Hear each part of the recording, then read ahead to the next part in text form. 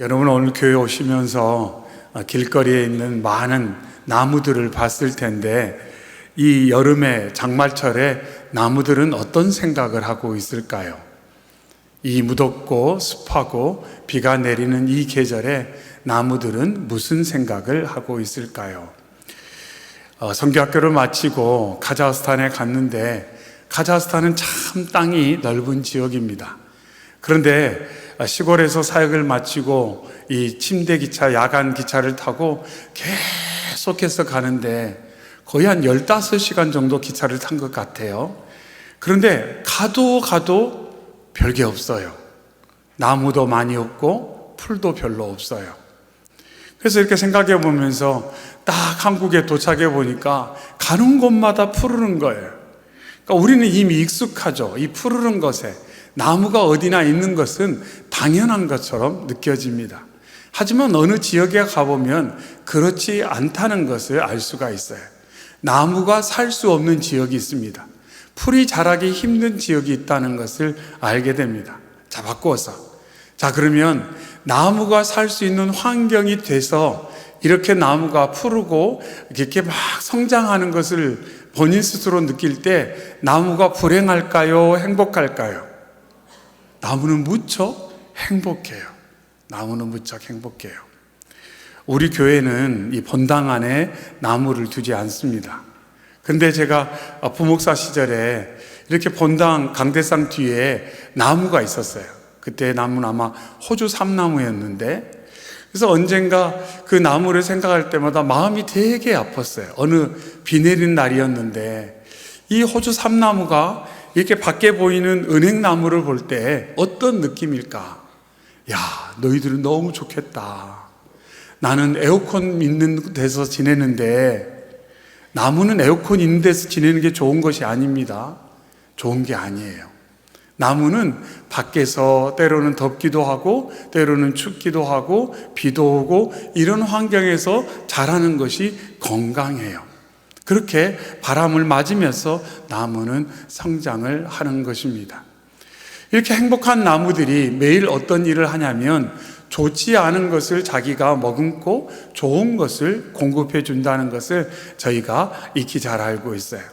어떤 자료에 보니까 한 20년 넘은 느티나무 하나가 하루에 약 1kg 정도 이산화탄소를 흡수를 해요. 받아들여요. 그리고 약 600g이 넘는 산소를 공급을 합니다. 그래서 우리가 나무가 많이 있는 곳에 가면 기분이 좋은 것은 뭐냐면 안 좋은 것을 나무가 가져가지고 나무가 좋은 것을 우리에게 공급해 주기 때문에 좋은, 행복한, 즐거운 교환이 일어나기 때문에 아마 가정에서도 마찬가지입니다. 화초를 키우시는 분들이 화초에서 독이 나온다. 그러면 어떻게 화초를 키울 수가 있겠습니까? 저 화초가 우리 집에 있는 거 안 좋은 거 다 가지고 가고 좋은 것을 우리에게 공급해 줄 거다. 이런 기대감을 가지고 저희가 화초를 키우고 있다고 볼 수가 있습니다. 자, 그렇다면 이 땅에서 가장 행복하고 유익한 교환 사건은 어디에 있을까요? 우리가 매일의 삶 가운데 뭔가 유익하고 행복한 교환을 소망하며 삶을 살고 있어요. 누군가를 만나거나 어딘가를 가거나 무언가를 먹을 때 행복한 교환을 경험하기를 바라지 않습니까? 뭔가 음식을 먹었을 때 이 음식이 내 마음 가운데 삶 가운데 있는 뭔가 고통과 슬픔과 아픔을 가져다 주고 나에게 즐거움을 주기를 원해요. 어떤 멋진 곳에 갔을 때 우리의 삶 가운데 있는 뭔가 답답한 것을 이 환경이 가져가지고 좋은 것을 나에게 공급했으면 좋겠다. 이런 기대를 가지고 우리가 음식도 어떤 곳에 가서 먹고 또 보암직한 어떤 장소에 가기도 하고 또 우리를 즐겁게 해주는 그러한 좋은 사람들을 만나지 않습니까? 자, 그렇다면 가장 행복하고 복된 교환 사건은 어디에서 일어나는 것인가? 독일의 종교개혁가 마르틴 루터는 갈라디아에서 뭐라고 말하냐면 십자가의 사건이 우리 인간에게 가장 행복한 교환 사건이 일어나는 장소다. 이렇게 그 갈라디아서 강해에서 말을 했습니다. 일컬어서 십자가 사건을 즐거운 교환, 행복한 교환 이렇게 말했어요. 인생의 고통이 하늘의 복으로 교환되는 곳이 십자가입니다. 하나님께서 십자가를 통해 우리의 죄를 가져가 주시고 용서를 선물해 주셨습니다. 상처를 가지고 가시고 치유해 주시고, 가난을 가지고 가시고 부유케 하시고, 죄책감 대신에 자유함을 주시고, 염려 대신에 평안을 주시고, 열등감 대신에 자존감을 주시고, 영벌 대신에 영원한 생명을 주시는 그 장소가 십자가다, 이렇게 설명을 했어요. 그래서 우리가 십자가 앞으로 나아가면, 십자가의 주님을 만나면 이런 행복한 교환을 경험한다, 이렇게 설명을 해 놓았습니다. 오늘 시편을 지은 다윗도 마찬가지입니다. 본문에서 강조한 것은 한 주제예요. 하나님께로 나아갈 때마다 하나님과의 만남을 통해 제가 행복한 교환, 즐거운 교환을 경험하고 있습니다. 여러분이 이 저녁에 소망하고 나온 것은 다른 것이 아니에요. 주님, 제가 주께로 가까이 나아가오니, 십자가 곁으로 나아가오니, 십자가상 달리신 주님을 내가 이 저녁에 깊이 만나 행복한 교환을 경험하고 싶습니다. 즐거운 교환을 경험하고 싶습니다. 이 마음으로 나왔는데 그 마음이 오늘 시편에 담겨 있다는 것입니다. 다윗은 시편 107편에서 말하기를 그가 사모하는 영혼에게 만족을 주시며 줄인 영혼에게 좋은 것으로 채워주신다, 이렇게 말하고 있습니다. 사모하는 영혼, 줄인 영혼에게 만족함을 주시고 좋은 것을 하나님께서 공급해 주십니다. 결국 그것은 세상 어디에서 얻을 수도 없는데, 제가 하나님께 겸손히 나아갈 때마다 하나님은 그처럼 그 만남 가운데 놀라운 일을 저의 삶 가운데 행하셨습니다, 이렇게 말을 하고 있습니다. 그래서 이 하나님과의 만남이 얼마나 중요한가를 알 수가 있습니다. 하지만 안타깝게도 만일 우리가 주님과의 만남에 집중하지 못하고 도리어 세상 속에서, 세상의 속에서의 교환을 경험한다면 요한 1서에 있는 것처럼 이는 세상에 있는 모든 것이 육신의 정욕과 안목의 정욕과 이생의 자랑이니 하는 것처럼, 우리가 세상과 자꾸 가까이 하고 그 만남이 이루어진다면 결국 세상으로부터 우리가 교환받는 것은 육신의 정욕, 안목의 정욕, 이생의 자랑일 수밖에 없다, 이렇게 성경에서는 분명 말씀하고 있습니다. 한마디로 가까이 있는 것과 교환이 일어난다는 겁니다. 내가 무엇을 가까이 하는가? 내가 가까이 하는 그 대상과 교환 사건이 일어나게 된다는 것. 서로 주거니 받거니 계속해서 그런 작용의 이런 현상이 일어나기 때문에 결국 내가 무엇과 가까이 있는가 하는 것이 참 중요하다는 것을 알 수가 있습니다. 다윗은 이 절에서 이렇게 말합니다. 여호와 내 하나님이여, 내가 주께 부르짖음에 나를 고치셨나이다, 이렇게 말하고 있습니다. 그래서 내가 하나님께 가까이 나아갔을 때 내 상처 입은 심령, 내 공고한 내면이 하나님의 임재와 역사를 통해 그 만남의 사건을 통해서 치유되어지고 회복되어졌습니다, 이렇게 다윗이 고백을 하고 있습니다. 7절에는 말하기를 여호와여, 주의 은혜로 나를 산같이 굳게 세우셨더니 주의 얼굴을 가리심에 내가 근심하였나이다, 이렇게 말하고 있어요. 주의 은혜를 나를 산같이 굳게 세웠다. 내가 매일의 삶을 담대하게 힘있게 살아갈 수 있는 근거는 뭐냐면 바로 하나님과의 만남이 있기 때문에, 하나님과의 연결이 있기 때문에, 그래서 하나님께로 가까이 나아갈 때 하나님께서 나를 산처럼 담대한 사람으로 세워주신다. 언젠가 말씀드렸잖아요. 용기는 기도해온 두려움이다. 용기는 기도해온 두려움이다. 두려움은 우리의 실제예요. 우리의 실존이에요. 죄를 짓고 난 후에 인간의 마음 가운데 죄책감과 두려움이 자리 잡게 되었습니다. 그 두려움은 어찌할 수 없어요. 우리의 힘으로 해결할 수 없습니다. 그런데 기도하며 하나님께 나아갈 때 하나님께서 그것을 교환시켜 주세요. 두려움을 용기로, 담대함으로 교환시켜 주신다, 이렇게 말씀하고 있습니다. 다윗이 그렇게 말하는 거예요. 골리앗 앞에 나아갈 때 인간적인 마음으로 왜 두려운 마음이 들지 않겠습니까? 키도 그만큼 크고 전쟁의 경험이 많고 무장을 하고 나와 있는 골리앗을 보면서 왜 위축되는 마음이 들지 않겠습니까? 그런데 다윗은 기도해왔고 기도하는 마음으로 전쟁터에 나아간 것입니다. 그러면서 그 기도를 통해 하나님께서 두려움을 제하시고 용기와 담대함과 확신과 그러한 힘을 주셔서 결국 그 전투에서 승리할 수가 있었던 것입니다. 그러니까 다윗은 늘 말해요. 내가 한 거 아니다. 내가 한 거 아니다. 나는 연약하고 두려움이 많고 위축되기 쉬운 인간인데 내가 하나님을 의지했을 때 하나님께서 내게 있는 연약함을 가져가 주시고 하나님 안에 있는 것을 내게 채워주셔서 내가 그처럼 담대할 수 있었고 용기 있게 나아가서 하나님이 예비하신 놀라운 승리의 영광을 누리게 된 것이다. 하나님께서 하신 것이다. 이렇게 말씀하고 있습니다. 우리의 삶 가운데 매일 얼마나 필요한 것이 많은지 몰라요. 얼마나 좋은 것들이 많이 필요한지 모릅니다. 그런데 그것을 우리는 만들어낼 수도 없고 보존할 수도 없습니다. 오직 하나님께 가까이 나아가 십자가에서 주님을 깊이 만날 때 행복한 교환이 계속 일어나야만, 그래서 저희가 금년 한 해 역사하시는 성령님 평안, 경애, 위로, 그래서 이 평안의 말씀, 경외의 말씀, 위로의 말씀을 가지고 하루를 시작하고 하루를 살아가고 하루를 마감한다는 것은 뭐냐면 계속해서 행복한 교환을 우리가 집중한다는 거예요. 눈 떴을 때 행복한 교환을 해요. 하루를 살아가면서 행복한 교환을 해요. 하루를 마무리하면서 이제 잠자리에 들기 전에 행복한 교환을 경험하는 것입니다. 그래야 우리의 삶 가운데 하나님의 공급하시는 그 아름다운 좋은 것들이 유지될 수가 있고 그것으로 우리가 힘있게 하나님의 영광을 나타낼 수가 있다는 것입니다. 그 실제적인 내용이 11절 말씀에 있습니다.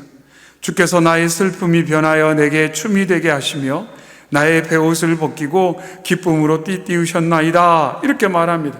슬픔이 변하여 춤이 되게 하시고 베옷을 벗기셔서 고통의 상징을 벗기시고 기쁨으로 내게 띠를 띄워주셨습니다. 혈기의 베옷, 슬픔의 베옷, 분노의 베옷을 벗겨주시고 기쁨으로, 행복으로 띠를 띄워주셨다. 이 성경에서 띠를 띈다는 것은 무언가를 할 수 있는 준비가 된 상태를 말합니다. 무언가를 할 수 있는 준비의 상태, 그것을 띠띠었다 이렇게 말하고 있어요. 띠띠었다. 가끔 이렇게 올림픽이나 큰 이렇게 그런 경기하는 장면을 보면 이 역도 선수들이 딱 나와요.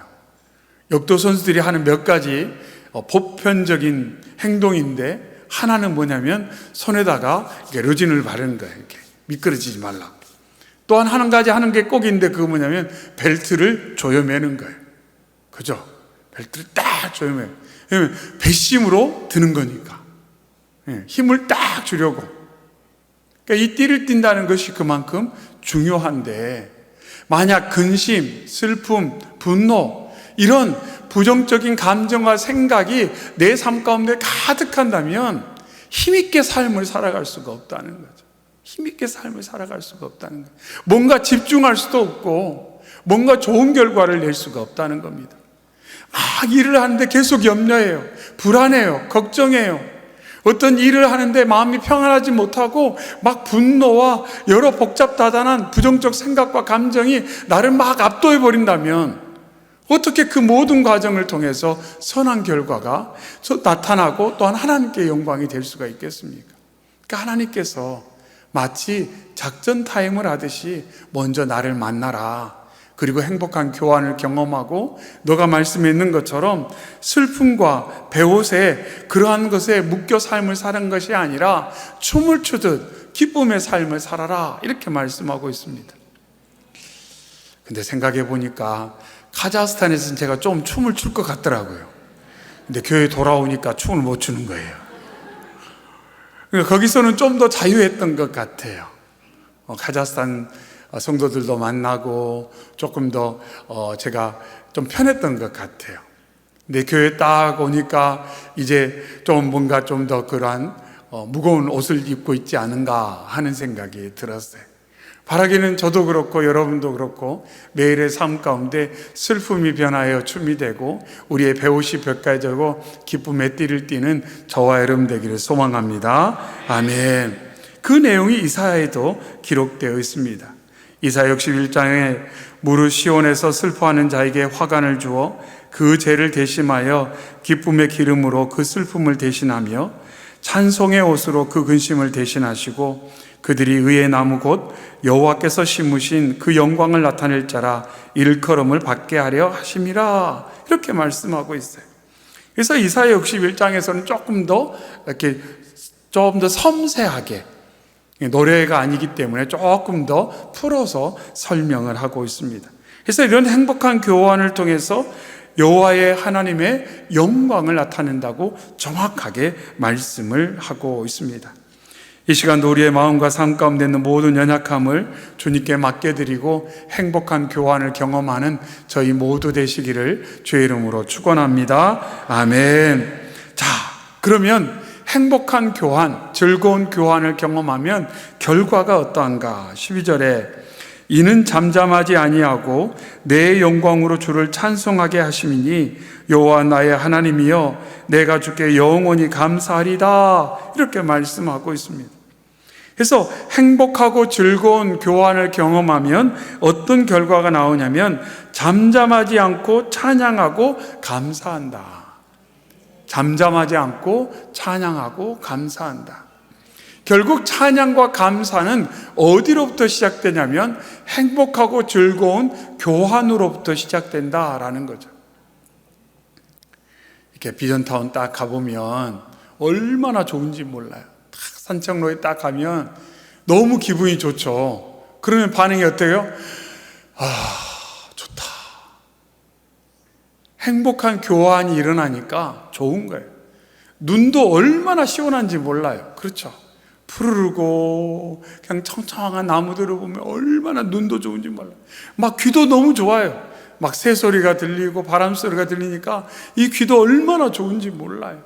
막 코로도 그냥 풀냄새, 나무 냄새가 막 들어오는데 얼마나 좋은지 몰라요. 그러면 반응하기를 야 좋다, 야 좋다, 야 좋다. 이게 감사요 찬양이에요. 이게 감사요 찬양이에요. 그러니까 행복한 교환이 경험되면 그 입에서 하지 말라고 해도 감사와 찬양이 나올 줄로 믿습니다. 그리고 이것이 되면 다른 건 되는 거예요. 하나님과의 만남을 통해 행복한 교환을 경험하고 그 행복한 교환, 즐거운 교환 가운데 감사와 찬양이 울러나오는 그 삶을 살면 다른 건 되는 거예요. 다른 건 되는 거예요. 그 삶을 통해 하나님께서 놀라운 역사를 이루실 줄로 믿습니다. 그리고 그럴 때 우리가 어떤 환경에 있든지 힘 있는 삶을 살 수가 있어요. 어떤 환경에 있든지 힘 있는 삶을 살 수가 있습니다. 언젠가 한번 제가 이거 이야기했나요? 물새 이야기, 물새. 자, 여름에는 모르는데 겨울이 됐어요. 막 철새들이 날아오는데 겨울을 보내러 날아왔는데 보면 어디에 있냐면 눈밭에 있어요. 자, 눈밭에. 자, 그러면 철새들이 신발을 신었을까요? 안 신었을까요? 다 맨발이에요. 다 맨발이에요. 그러면 그 철새들은 왜 동상에 안 걸리는 걸까요? 별로 관심 없죠. 새가 뭐 동상에 걸리든지 말든지. 실제로 우리는 무관심해요. 그런데 과학자들은 하여튼 뭐든지 다 알아내려고 하잖아요. 야, 저 새들이 왜 이렇게 동상에 안 걸릴까? 우리 같으면 단 10분, 20분만 저 얼음판 위에 또 저 차가운 물에 있으면 금방 그냥 막 피부가 막 그렇게 동상 걸리고 막 괴사하고 그럴 텐데 저 물새들은 어떻게 저 추운 환경에서 잘 견딜까? 그래가지고 연구를 했어요. 그랬더니 그 연구의 결과가 뭐냐면 이 물새들의 발목에 뭐 전문 내용이니까요. 뭐 설명하기 좀 쉽지 않은데 원더네트라는 그런 놀라운 교환 장치가 있어요. 그러니까 심장에서 내려오는 피하고 발에서 올라오는 피가 섞이지는 않은데 이렇게 가까이 스치듯 지나가는 거예요. 이렇게 뭐가 장치가 돼 있어요. 이렇게. 그러면서 따뜻한 피가 차가운 피하고 이렇게 싹 되면서 심장으로 너무 차가운 피가 안 오도록 거기서 조절이 되고, 따뜻한 피는 적절히 이제 그 온기를 다시 내주고 이제 발로 내려가는 거예요. 그래서 발은 얼지가 않고 심장은 차가운 피로 인해 충격을 받지 않은 그런 안전장치가 있다는 거예요. 새의 발목에가 그런 장치가 있대요. 별로 놀라시지도 않네요. 예. 대단해요, 대단해요. 뭐 우리 몸에도 놀라운 장치들이 참 많아요. 놀라운 장치들. 그러니까 이 새가 그 추운 겨울을 잘 버틸 수 있는 것은 발목에 있는 그 기관이 정상으로 작동을 해서 그 추운 겨울에 맨발로 얼음 위에, 심지어 물속에다가 발을 넣고도 거기에 동상이 걸리지 않고 건강하게 겨울을 난다는 겁니다. 한마디로 환경의 영향으로부터 몸을 잘 보호하기 위해 그런 장치가 하나님께서 선물을 해 주신 거죠. 우리의 삶도 마찬가지예요. 얼마나 보고 들리는 것이 우리에게 많은 좋지 않은 영향을 끼치는지 몰라요. 그런데 중요한 것은 하나님과의 만남이 그 모든 세상사의 만남 가운데 작용하시고 역사하실 때 그것이 우리에게 안전장치가 된다는 거예요. 안전장치가 된다는 거예요. 내 마음을 내가 지킬 수 없어요. 내 감정을 내가 지킬 수 없어요. 마치 철새의 그 발목에 있는 안전장치가 그 심장과 모든 이 몸을, 기관들을 다 지켜나가는 것처럼 우리가 세상에 주는 영향으로부터 내 마음, 내 생각, 내 삶을 지킬 만한 역량이 없다는 겁니다. 그런데 하나님께서 중간에서 안전장치의 역할을 해 주신다는 거예요. 우리의 마음이 많은 환경의 영향으로부터 공고해지지 않도록, 위축되지 않도록, 상하지 않도록 하나님께서 계속 도와주시는 역할을 해 주신다. 이렇게 말씀하고 있습니다. 바로 원하는 것은 이 저녁에 저희가 기도할 때 우리가 다 알아차리지 못할 수도 있어요. 내 마음과 내 생각 가운데 어떤 행복한 교환이 일어나는지를 내가 다 인지하지 못할 수도 있어요. 실제로 우리가 아는 것은 생각보다 별로 없습니다. 자, 나는 성령이 나를 위해 말할 수 없는 탄식으로 기도하는 것을 매 삶의 순간 종종 자주 느낀다. 어떠세요? 느껴요? 막 성령이 막 눈물을 흘리면서 저를 위해서, 나를 위해서 막 기도하는 게 느껴지세요? 이 말씀에는 있는지 잘 못 느껴질 때가 좀 많이 있지 않습니까? 그러니까 그만큼 우리는 잘 못 느끼며 살고 있어요. 뭐가 일어나는지를 잘 알지 못해요.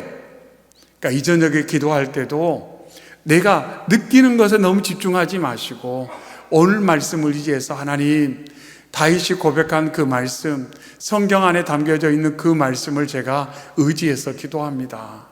하나님, 저는요 또 제 마음 깊은 곳에 뭐가 있는지도 잘 몰라요. 제가 얼마나 아파하고 있고, 제가 얼마나 슬퍼하고 있고, 제가 얼마나 연약한 중에 있는지도 잘 몰라요. 얼마나 울고 있는 내가 힘들어하고 있는지도 잘 몰라요.